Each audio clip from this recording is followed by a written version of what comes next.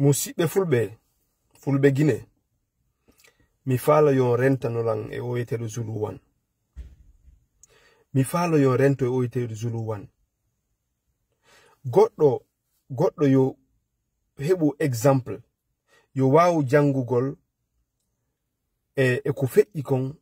o ɓeydo o anda honno o positionnorto fi jango. C'est très important. Hande miɗo on hino dari ɗo hino yenna CNRD on no yedda Mamadi Doumbouya no wola kala ko faala. Ko siɓɓe men ɓen mi yi kan no ƴetta vidéoji makko no partage hino welti. Parce que fi honɗum himo darade yenna CNRD yenna Mamadi Doumbouya. En fait, kala arɗo yenni hande CNRD, kala arɗo yenni Mamadi Doumbouya, aray les gens ils sont d'accord avec lui. Wana arɗo jalani on wo woni giɗo mon, wana wonɗo takko mon wo woni giɗo mon. Si tawi on fama taɗin piiji yimɓe ɓe ɓe utilise on à chaque fois, ɓe servoton à chaque fois, ñande ɓe heɓi ko ɓe faala kon wo ils vont se retourner contre vous. Mi anda hontuma joƴeten, mi anda kontuma waweten waɗugol politique. Zulu One mo anduɗon ala ko waɗali leñol Pullo Fuuta Guinée, ala ko wowlali en, ala ko o bonnali inde men. Hino pihun ko woni on famali. Woɓɓe men hino wiide o Zulu One ko yaltan ɗo yennani Mamadi Doumbouya, ko fi Mamadi Doumbouya fa alaka iwde ka pouvoir. Ko fi mo opposi ko Mamadi Doumbouya fa la lamagol kon. Na ɗum o one yenirde Mamadi Doumbouya de. Ko en fait, ko woni on famali ko metti mo,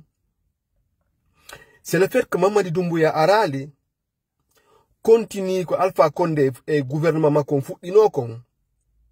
o projet Mandeng Jalon e ƴettugol Pullo Fuuta yanatata cuuɗi fulɓe Fuuta ɓen, viola rewɓe maɓɓe ɓen, piya babiraɓe ɓen, hendo faɓɓen soka ɓe, hendo faɓɓen fella ɓe, ko oɗo waɗali ɗum kon metti mo. Ɗum ɗon ko go'o. Ko on ɗum metti kadi Zulu One ko parce que tanƴinare nde o tanƴinino nden o heɓay so dariki o yenni Pullo, so dariki o aybini Pullo Guinée, o wirti en dans la sous-région, o bonni inde men dans la sous-région, ko tanƴinagol wonay wonɓe ka nder CNRD ton añuɓe fulɓe, maninkaɓe go añuɓe fulɓe, ma leƴƴi go añuɓe fulɓe, noditayɓe mo proposera mo poste, ma proposera mo do en tout cas golle, ko heɓata buuɗi o profita. Sina ɗum na hande Mamadi Doumbouya renversi Alpha Condé ka. Opposinoɓe ɗum ɗon ɓen ko lawɓe yaltiti, ɗum ko Damaro en, ɗum ko Benito en ɓe on Amérique ɗo. Ɓen ɗon lawɓe hollu ko kamɓe ko ɓe RPG 100%, ɓe opposino ko Mamadi Doumbouya renversuno kon Alpha Condé. Je les comprends parce que kamɓe ko ɓe militant ɓe, c'est-à-dire RPG ɗum ɗon ɓe suuɗa, ɓe assumi position maɓɓe de militant. Ɓen ɗon si opposi ke Doumbouya, mais wawayno famude kamɓe depuis le début ɓe opposé Mamadi Doumbouya. Oɗo noon so acci ha fewndo hande ɗo ni o yalti o yenni o dénigri ko parce que ko habbino ko woni o heɓali. Fulɓe acce joƴon, acce arɗo wo yewti on ko falɗon nande wo innon ko takko mon o woni il est dans le même camp que vous. Les gens vont se servir de vous. Ɓe utilise leñol mengol à chaque fois. Say ɓe faala wo wona une fois waɗi, wona laabi nande wotere wonande laabi ɗiɗi. Damaro en ɗo ala ko yennali en ɗo, ala ko waɗali en ɗo, ala ko wowlali en ɗo, mais ko yimɓe men ɓen kadi yata kellanamo ha hande mi wolani on ɗo ñande o ñande. Ka Benito en ɗo ala ko wolali en, joni ko Zulu One daratoɗo ɗo tawanoɓe ka plateforme ji ɗo, groupe ji ngan ɗo dans la sous-région, marɓe projet Mandeng dans la sous-région fita Pullo laamu. Zulu One eno tawa e on mouvement. Kala Pullo ko warete, ko aybinte, ko yennete, himo tawa e on projet. Na hay Guinée hatti, même dans la sous-région, parce qu'il y a combat en Sénégal contre Macky Sall, Zulu One en soutenu un combat contre Macky Sall. Fi kala Macky Sall ko Pullo, fi Macky Sall ko Pullo.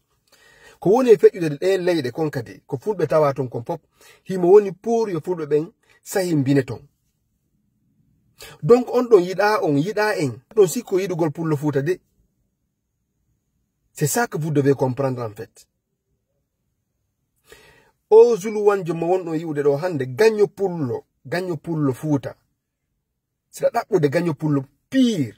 a yi Zulu One yilto. ko ɗum miɗo weltani waɗnoɓe ɗo lutte imminoɓe dari portani miɗo plainte en sifa wano jang en ko immino dari ɗo contre makko immi ko immi ari porti plainte ɓe nangi mo ɗo ɓe sokki mo. En fait mi anda comment ça s'est terminé, mais je salue le combat là parce que ɗum ɗon au moins kanko o wanno on ɗuma ɗon. mais si mi yi hande yimɓe men hande no dari yimɓe men no dari hande hino kellana Zulu One, hino jalana Zulu One, hino inna ah mon frère tu as raison avec tout ce qu'il nous a fait. Combien de fois mo wadde ɗo vidéoji o waddindira e africain ɓe ɓen de la sous-région e africain ɓe hedditiɓe ɓen combien de fois hay o programme ko o affaire Fouta Jalon Mandeng Jalon ɗo himo tawa e inisuɓe ɗum ka réseaux sociaux argol waddindira les habitants du Fouta Jalon ukka haqqille yimɓe ɓe wondema oɗo hino maccini oɗo hino yeeyi oɗo ko koɗo oɗo ko aruɗo oɗo ko oɗo jeyɗo ko Zulu One e woni yeeyde ɗin ideji kamɓe woni senditude ɗin ideji en Afrique de l'Ouest fiyo pullo Fouta onon e miyen añe ko hammuɗen wo ɗon wiide na CNRD o nangi LCC sokimo goɗɗo wolde fi ɗum ɗon wiide Zulu One eno welti ɗum ko kamɓe fof wonno o mouvement chaque afan ɗo so wi on il en liberté mais ɓen fof kamɓe wonno o mouvement hande ko réseau molanaɗo anti peul kamɓe combat maɓɓe on ko leñol pullo woni ɓe falaka ko ɓe ko woni e ɓarade ɗo e fi Mamadi Doumbouya c'est juste des prétextes ko parce que mo moni o heɓali ko falano kon ko mi wolani on non ɗum min noon hiɗon andila mi wolanta on ko fala ɗon nande de ko analyse personnel ji andi mi partageante on woɓɓe mon famalan woɓɓe mon kadi famatalan parce que hay blogueur ɓe men blogueur e fulɓe gon busno no arde ɗo giba neeɓiɓe wolande on ɓe ɗaynude on ɓenne on hento pouvoir on ni hey en hendoto pouvoir on en waɗay ni na kamɓe tigi hande discours maɓɓe on change na kamɓe tigi joni ɗon attaquedirde maɓɓe ko wonde mi wolan noon au début min na noon ɓe ara ɓe wolnan ko falɗo nande kon mais ko ɓe woni on haalde kon il croit pas ce qu'ils sont en train de vous dire parce que ɓe andi ko ɗum falɗo nanude goɗɗo wolanowo ma gonga o mette heɗa idée miijitoɗa inna ene ko wolnimi kon ko gonga ka ko fenande yomi jasi yomi miijiti no ɓuri arowo innalan way ko mi waɗi wo c'est bon no ɓurani lan arowo innalan kanga lawol ngal mi jokki wo c'est la bonne direction ko yiɗuɗoma innatama ngol lawol ɗo ngo jokkuɗa ɗo ngol moƴƴa yaaru ɗo mais goɗɗo si puusima tum puusima moƴƴa himo puusudema tum ñande go a wonita dans le vide awa ko ɗum addi tawata hande on yiya blogueur ɓe bus hande ɓe change no discours hiɗon famude par ce que kamɓe ɓe affiche no officiellement ɓenni min koye o parti ɗo mi woni mais ɓe yehi jusqu'au fond ɓe fuɗɗi sortorade goto andi to intérêt ji Dieu merci Allah ko seede jama on ko seede jima mi naati ka réseaux sociaux mi adhéré les partis politiques parce que min j'avais une conviction ko mi yi gonga on kon j'essaye de donner mon avis après on peut day way wonde wona d'accord mais ko toujours ko no mi fonctionner si mi andi ɗum ɗo moƴƴa min nayi ɗum ɗo c'est pas bon si minni on ɗum ɗo c'est bon ko no mi miijori haray je pense que c'est bon si minni kadi c'est pas bon haray ko je pense que c'est pas bon awa méfier e Zulu One wattane yila e Zulu One ton wattu hoore mon komoɓe ton wattu hoore mon goɗɗo ñande ari yenni on wo c'est à dire que mo wawi on wolde o aybina on waɗa laɓikin ka daane o jonna goɗɗo yo hirsu ronkon mayde jango on waɗɗo laɓikin ka daane jonni goɗɗo yo ari hirsan jango tuma sorti ɗon ɗo wo yahon jalanon on non selle ɗum acce ɗum ko ɗum woni naafigi yagal ko ɗum woni syndrome de Stockholm yiɗugol gaño mum tampino c'est aimer son propre bourreau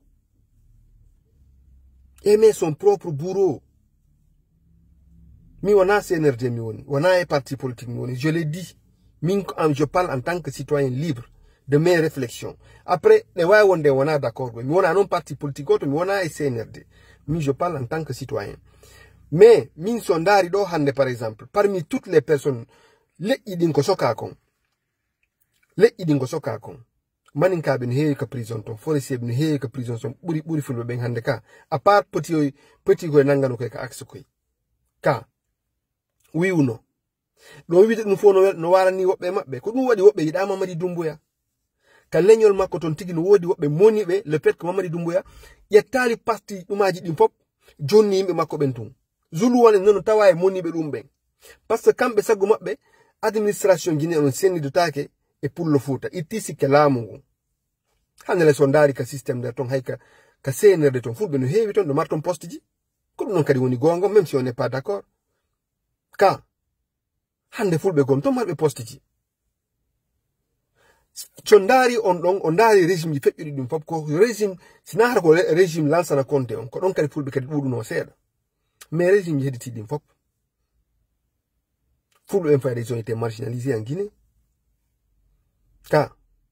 mi do hay fulbe gono daro ina damaro no doit yaltinede prison damaro goto mo doit yaltinede prison ma kasori fofana doit yaltinede prison on yeggiti ko ben wadi en kon on yeggiti no kandum don so yi damaro o jodi do e blogger jon Amerique do no moni c'est parce que proche jo makko ser proche jo makko paranjo makko no ka prison to dum non fu kanko combat makko c'est noble non seulement be tani mon président jomo fala on président jo makko so be nangi kadi damaro mandas ko bappa makko esko kaw makko esko hondo nyuma ko be nangi be soki mo non fu il est c'est-à-dire que no way wonde wono qui soit en colère kono o Zulu wanjo kono Zulu wanjo wata sanzande pullo futa la Guinée kono Zulu wan wata sanzande ngene pullo gagno pullo burata on don en fait burata Zulu wan donc min si mi ka plateforme ji do woni TikTok ba woni ka Facebook mi dura joni yaade Facebook goy min si mi yehi yimbe no yaha fulbe landube c'est-à-dire wolay be hala ko mi halata c'est des vrais peuls yahay be don commentant Zulu wan inna mu ila raison mais haray attends donc ça veut dire que haray yettu o risque mu ombo créer ni hore mum problème dabbani hore mum ande haray ko kanko toñi hore makko parce que haray on se rend compte que ben fulbe on da yettande don hay position kambe tigi be anda ko numbe fala il suffit que juste ya jango ya aru wonna ko be fala nande ko mais c'est fini ils oublient par contre si ko pour le futa be ferotomo be yennamo be aybinamo be c'est dit ils sont prêts à le massacrer dum gatal ko fulbe kadi wattamo dum non editi be fop no way en arde wat en pire be yaabe wonda e senerde no jango yennata on tiji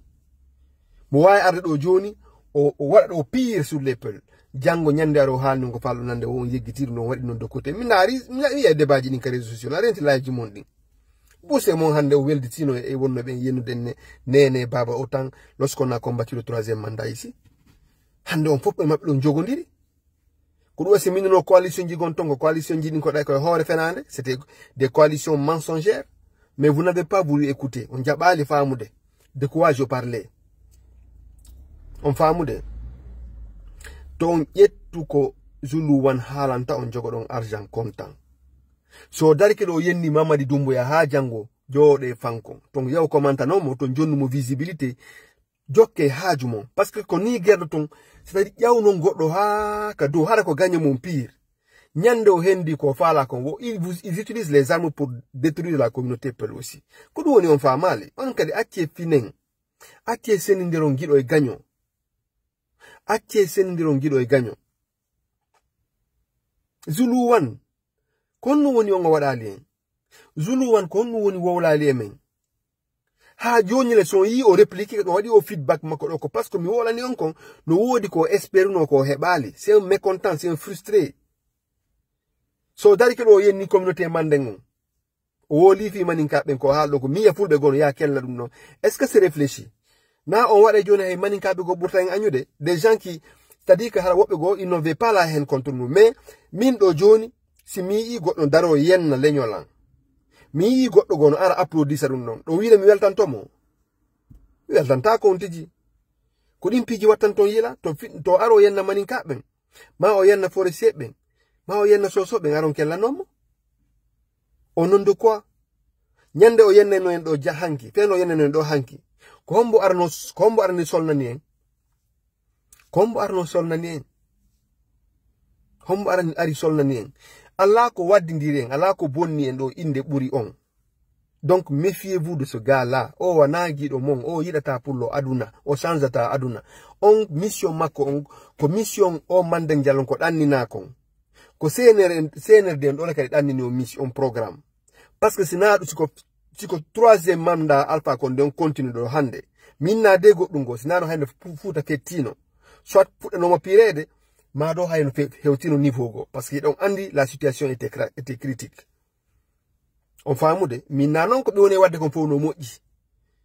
mais be étouffi on problème man de jalon c'est une réalité donc no woto wobbe go hande be faalaka ko dum don dani kon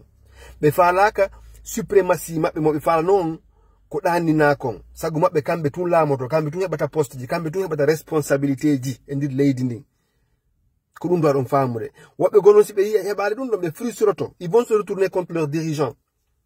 Mamadi Doumbouya hori mun no ante wobbe no anturi Mamadi Doumbouya mais be okkindo ko noppi makko neebi be fulbe ta jonnube pouvoir ta jonnube dum do ta jonnube dum do ta jonnube dum do mais si Allah wadi ha joni mo accani don pullo Fouta premier ministre mimi do weltori dum non on fami fi kala ngandi wobbe yida bawuri wobbe yida tel chacun mais mi wana on vision do mirentimi en fait na c'est-à-dire que il faut naten ka système heben dole ka système participer et gérer go leydi ndin c'est important no wobbe gorbe yida yude pullo woni hay premier ministre lagine hay woni go premier ministre be tefa ko hombo ils aiment pas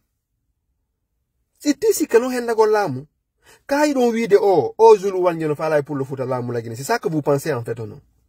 on don wide on wa yetude lamu on way wonde jettugo carte lo votana pullo Fouta e lamu lagine on hakkille mon no jetti dum continue yahon jawno o do kadi mawnine Zulu wan yahe kella non Zulu wan wade Zulu wan 1 euro wade mo miroir bay ko dum wawde ko yido woy don jetta goddo gagnomo wada mo miroir wada mo daroga wada mo nange jonna mo clarté jonna mo power jonna mo possibilité yo wado ko fala ndare do hande madiken konto be yaltiti ko yimbe jalu jawnden do ko yimbe jalu wadon do yimbe ko yimbe jalu wadon do célébrité hara ko hay aliñugo sujet verbe complément be wawata des tonneaux vides mais on wadi be star be hande kambe jogi pouvoir na kambe kadi wonnon combattude na kambe kadi wonnon yende do nyande pourtant hande be hebi pouvoir leydi ni c'est les mêmes personnes que vous avez fabriquées aujourd'hui woni retournade contre moi voilà la vérité oro kadi on c'est-à-dire que be andi stratégie ni ko honno ko yo aro yenna Doumbouya ha fulbe jonna mo dole une fois o hewti niveau go o ya o demande excuse Doumbouya en accanamo be no mo non jonna mo ton poste ngo fanki o yilti kadi contre mo ko on logique woni on faamali to wattu hore men ko mobe ndi leydi